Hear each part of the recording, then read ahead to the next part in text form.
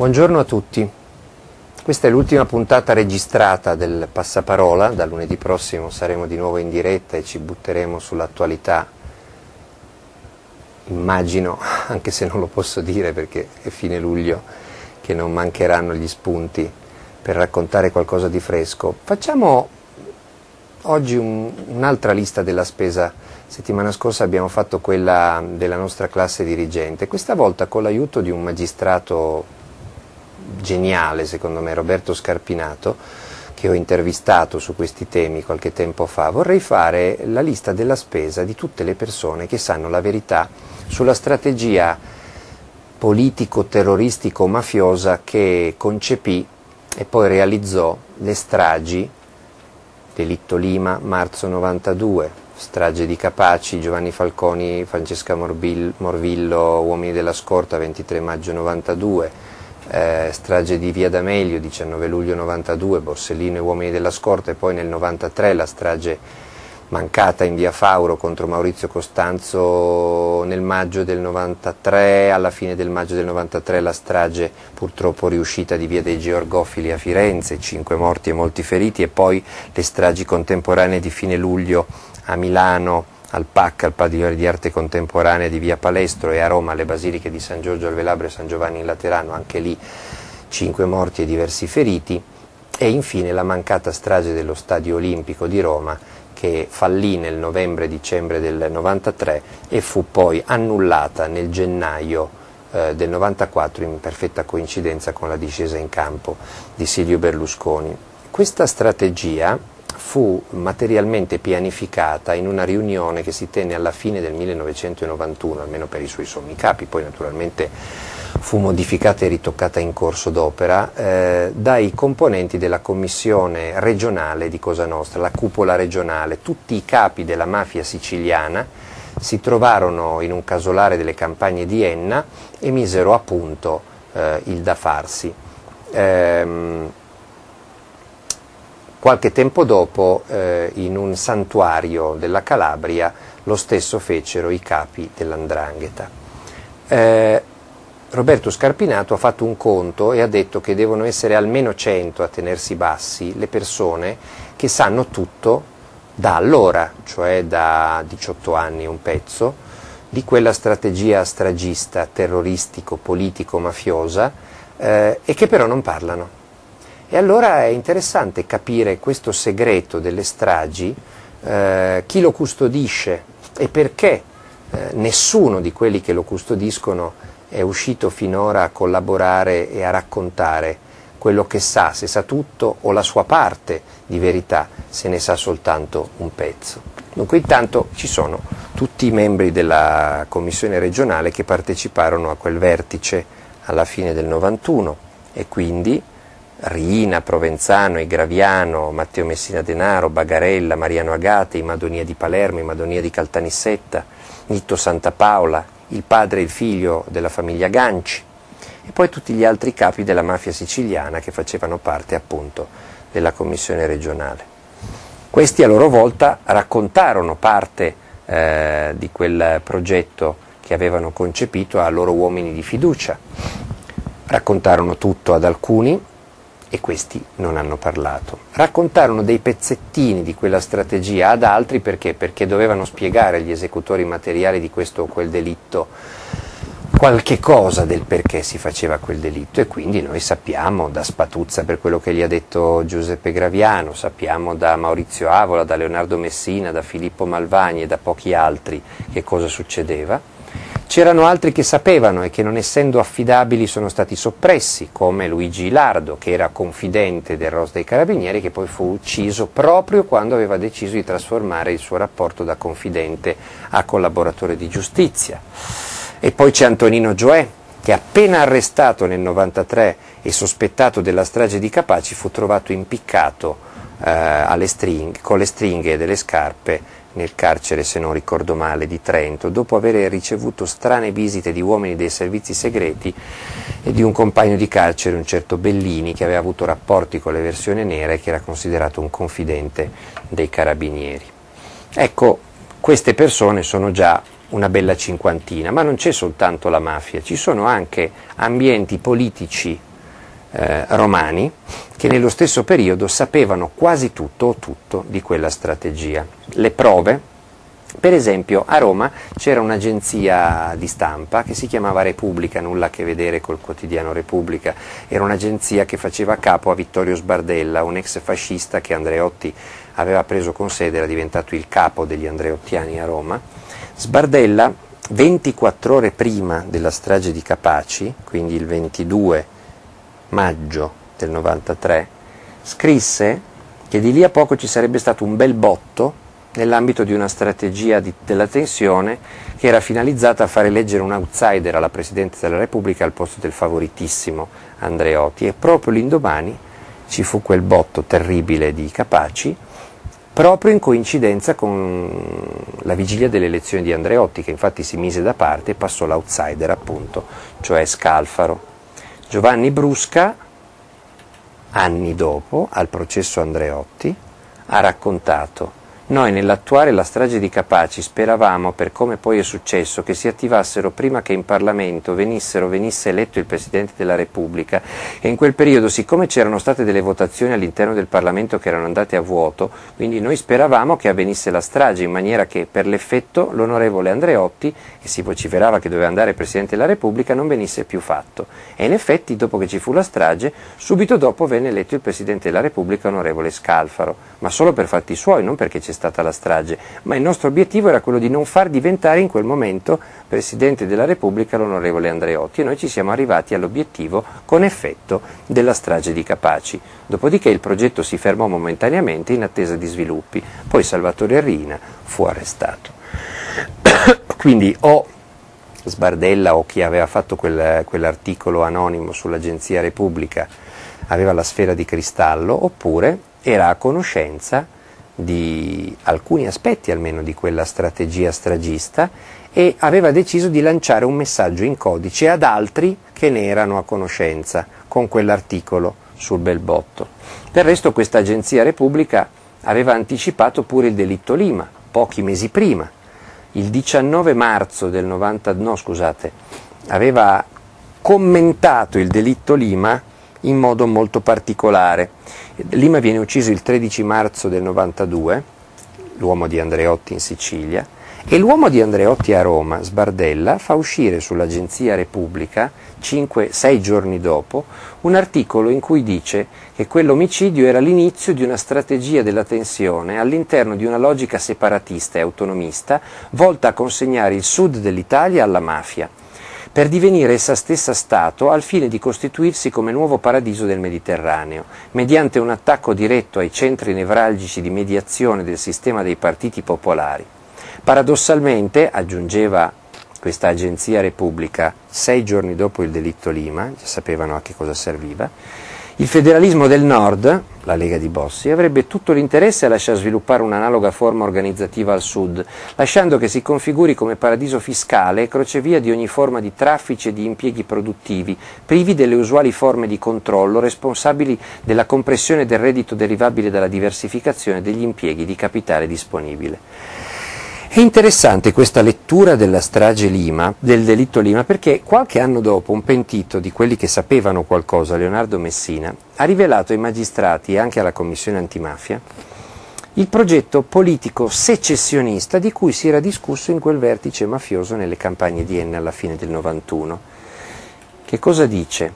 Dice che i vertici di Cosa Nostra avevano discusso di quel progetto secessionista della Sicilia sulla base di input di altri soggetti esterni che dovevano dare vita a una formazione politica sostenuta, dice lui, da vari segmenti dell'imprenditoria, delle istituzioni e della politica. E come faceva l'autore di quell'agenzia a sapere qual era il disegno da cui era partito il delitto Lima, in perfetta coincidenza con quello che anni dopo ha rivelato uno dei mafiosi a conoscenza delle decisioni prese dalla cupola di Cosa Nostra? Interessante. E non è mica finito, perché alla fine degli anni 90, nel 99, Gianfranco Miglio, l'ex ideologo della Lega Nord, diede un'intervista dove disse: io sono per il mantenimento anche della mafia e dell''ndrangheta, il Sud deve darsi uno statuto poggiante sulla personalità del comando. Che cos'è la mafia? Potere personale, spinto fino al delitto. Io non voglio ridurre il meridione a modello europeo, sarebbe un'assurdità. C'è anche un clientelismo buono che determina crescita economica. Insomma, bisogna partire dal concetto che alcune manifestazioni tipiche del Sud hanno bisogno di essere costituzionalizzate, e lo disse con riferimento al progetto che aveva la Lega nei primi anni 90. È strano che ci si ponesse al nord il problema di tralasciare il Sud alla mafia, esattamente come la mafia aveva deciso di fare, di propiziare con la sua strategia stragista in quel vertice nelle campagne di Enna. Andiamo avanti, perché i segni di premonizione di quella strategia non sono mica finiti qua. C'era qualcuno che sapeva addirittura prima del delitto Lima e delle stragi di Capaci e di Via D'Amelio. Si chiama Elio Ciolini. Elio Ciolini è stato coinvolto nelle indagini sulla strage di Bologna e 9 giorni dopo il delitto Lima, il 4 marzo del 92, scrive dal carcere dove è detenuto una lettera a un giudice, Leonardo Grassi, e gli anticipa che nel periodo marzo-luglio del 92 si verificheranno fatti volti a destabilizzare l'ordine pubblico con esplosioni dinamitardi e omicidi politici. E puntualmente il 12 marzo, prima vi ho detto 13, probabilmente è il 12, fu ucciso Lima, e a maggio ci fu Capaci, e a luglio ci fu Via D'Amelio. E lui dice: nel periodo marzo-luglio era a conoscenza di un pezzo di quella strategia, quello che sarebbe successo tra marzo, Lima, e luglio, Borsellino. Non solo, ma il 18 marzo, cioè subito dopo, 6 giorni dopo il delitto Lima e un giorno prima che esca quell'articolo sull'Agenzia Repubblica, il 19, Ciolini aggiunge che quel piano eversivo è di matrice massonico-politica mafiosa, esattamente come poi hanno rivelato alcuni collaboratori di giustizia, e ha annunciato che bisognava attendersi una operazione terroristica per colpire un personaggio di rilievo del Partito Socialista. E guarda un po', qualche anno dopo si è accertato che la mafia aveva progettato di eliminare Claudio Martelli, attentato che poi è fallito praticamente per motivi imprevisti. E non è ancora finita. Perché? Perché c'è la Falange Armata, una sigla strana che compare nel 92 e emette degli strani comunicati, mandati all'ANSA o ad alcuni giornali, in cui questa Falange Armata dà delle chiavi di lettura per capire quello che sta succedendo. È l'Italia di Tangentopoli e delle bombe. Falange Armata. Quando Martelli nel febbraio del 93 viene coinvolto nello scandalo del conto protezione, il conto svizzero su cui Gelli e Calvi avevano versato 8-9 miliardi di lire nei primi anni 80 per dare a Craxi i soldi per comprarsi il Partito Socialista, Martelli, ministro della Giustizia nel 93, coinvolto in quello scandalo, si dimette dal governo Amato, in seguito a dichiarazioni di confessione che hanno reso Silvano Larini, che aveva messo a disposizione il conto protezione, era il tesoriere occulto di Craxi, e Licio Gelli, anche lui confessa finalmente, dopo anni, il suo ruolo nel conto protezione e il ruolo di Martelli, e Martelli, impallinato, si dimette da ministro della giustizia. Martelli è quello che aveva fatto il decreto antimafia. È interessante vedere le date di queste dichiarazioni contro Martelli. Larini accusa Martelli il 9 febbraio del 93, Gelli accusa Martelli il 17 febbraio del 93, Martelli si dimette subito dopo, e il 21 aprile del 93, caduto ormai o stava per cadere il governo Amato perché aveva 5 ministri indagati che si erano dimessi, il 21 aprile la Falange Armata emette un comunicato dove invita Martelli a non fare la vittima e a essere grato alla sorte che anche per lui si sia potuta perseguire la via politica invece di quella militare, cioè deve ringraziare di essere scampato a un attentato. E chi sono questi della Falange Armata? Perché parlano? Che cosa vogliono dire? A chi stanno parlando? Sono tutti messaggi trasversali di persone molto legate alle istituzioni e alla mafia, che sanno tutto di quel piano e si parlano fra loro in codice, perché non possono dire tutto all'esterno, ma si mandano messaggi in un cifrario che conoscono soltanto loro. Nello stesso comunicato della Falange Armata si avvertono anche Spadolini, Presidente del Senato, Mancino, Ministro dell'Interno, e Parisi, Capo della Polizia, come possibili vittime di nuovi attentati o di nuove azioni comunque contro di loro. E pochi mesi dopo, guarda un po', salta fuori lo scandalo dei fondi neri del SISDE, che ha una parte di verità. Ci sono dei dirigenti del SISDE che si sono rubati i fondi neri del SISDE, ma questi vanno ad attaccare davanti ai magistrati i ministri dell'Interno degli ultimi decenni, accusandoli di aver fatto anche loro la cresta sui fondi neri del SISDE, fra i quali Scalfaro e Mancino. Infatti Parisi, per lo scandalo dei fondi neri del SISDE, si dimette, e traballano Mancino, Ministro dell'Interno, e Scalfaro, che va in televisione a dire quel famoso non ci sto. Non voleva dire che non voleva indagini su di sé, voleva dire ho capito che c'è un piano di destabilizzazione. Lo disse che quel Moia Sansone con tutti i filistei avviato dai capi del SISDE presi con le mani nel sacco delle ruberie faceva parte di una strategia per destabilizzare le istituzioni, e la Falange Armata lo aveva preannunciato il 21 aprile del 93.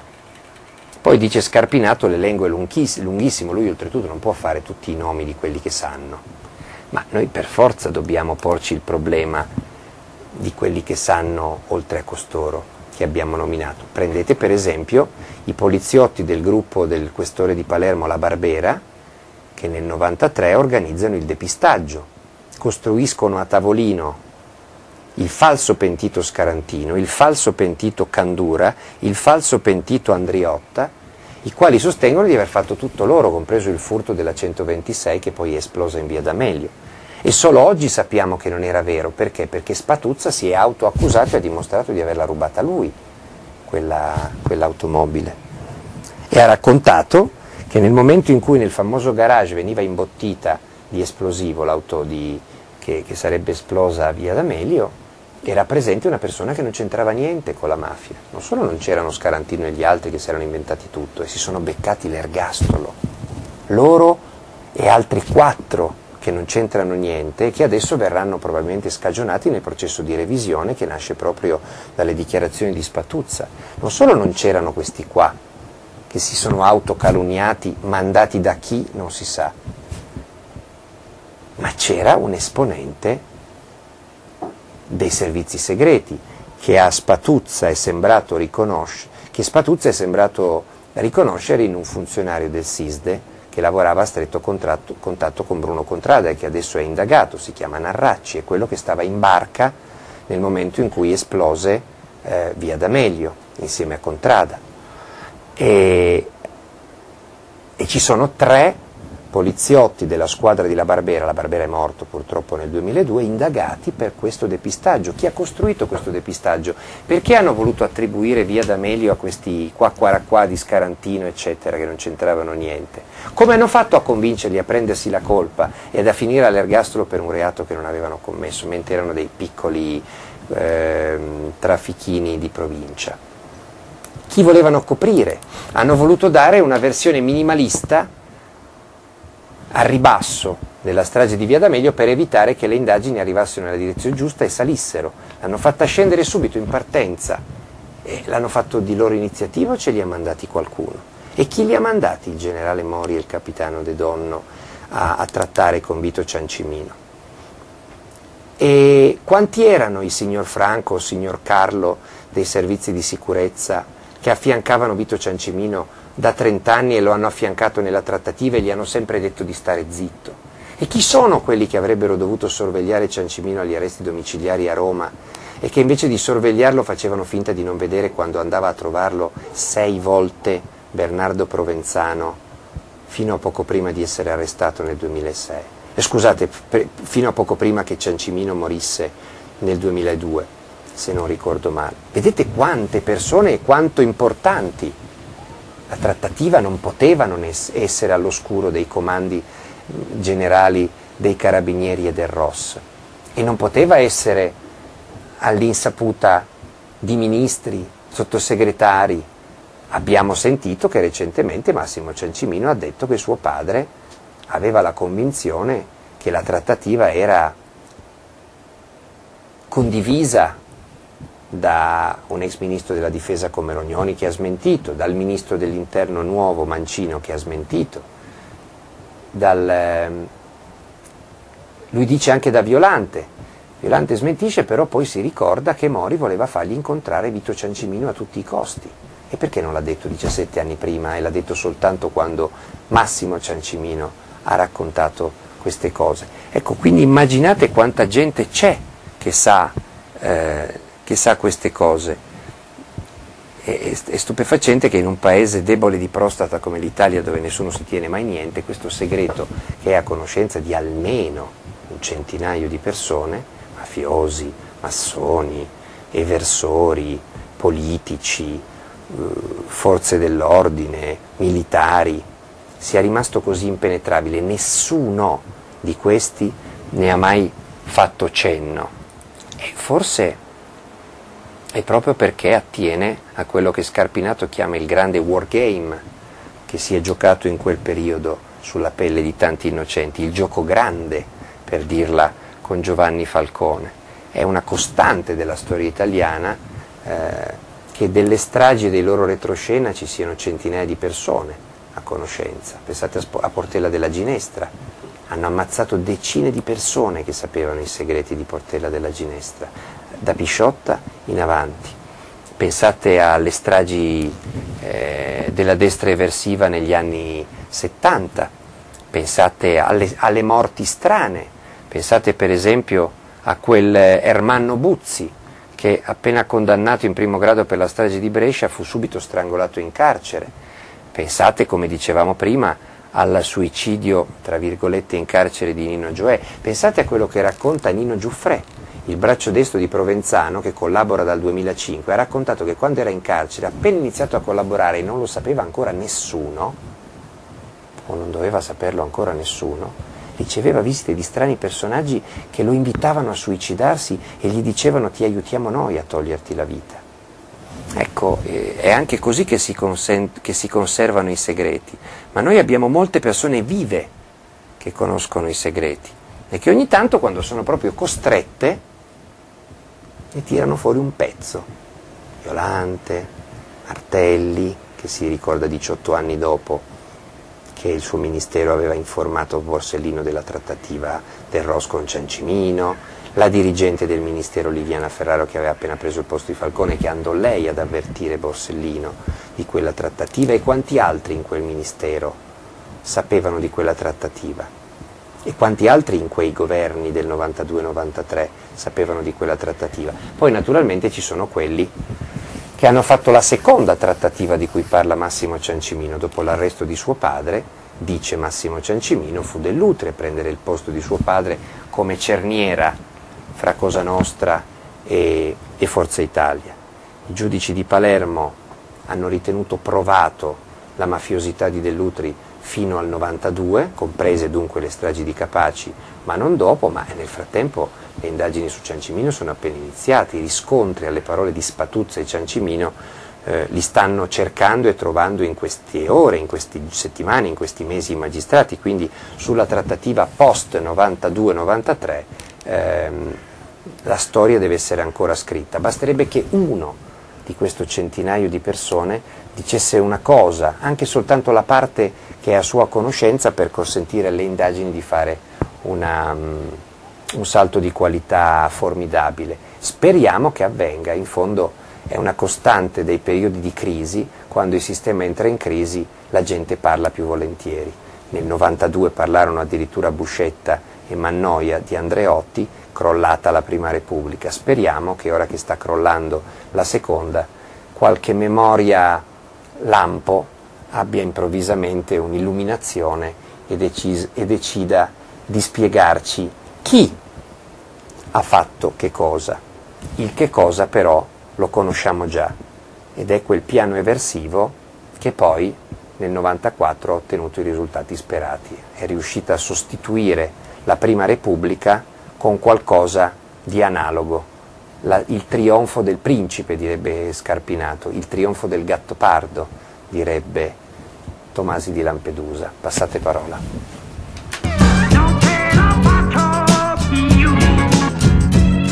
ho un grillo per la testa,